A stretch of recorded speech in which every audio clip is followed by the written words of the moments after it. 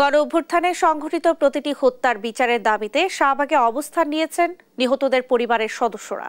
বৃহস্পতিবার সকালে শাহবাগ মোড়ে অবস্থান নেন তারা।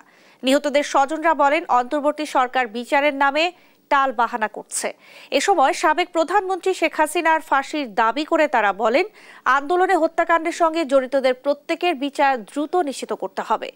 এদিকে শাহবাগ মোড় দিয়ে যান চলাচল বন্ধ হয়ে যাওয়ায় আশপাশের সড়কগুলোতে তীব্র যানজট দেখা দিয়েছে।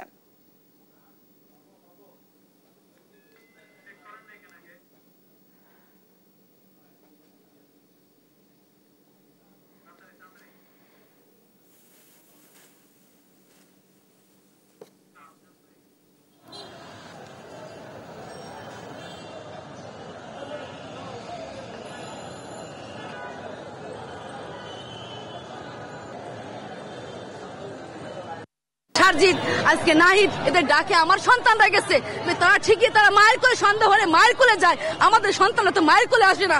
এটাই আমাদের ওদের এটাই আমার চাচ্ছি যে আমাদের তো সন্তানরা মায়ের কোলে আসে না। আজকে আমাদের কিছুই রাখবে না, এটা বাংলাদেশ লিখে দেয় আমাদের এক সাইডে রাখছেন আমার সন্তানরা। আমার মানুষ তাহলে পঙ্গু তো ছেলে মেয়ে নিয়ে বাপ মায় থাকতো না, তাহলে ওরা পঙ্গু ফেলে দিই, ঠিক আছে? সন্তান যার তাই তার কাছে শোনা।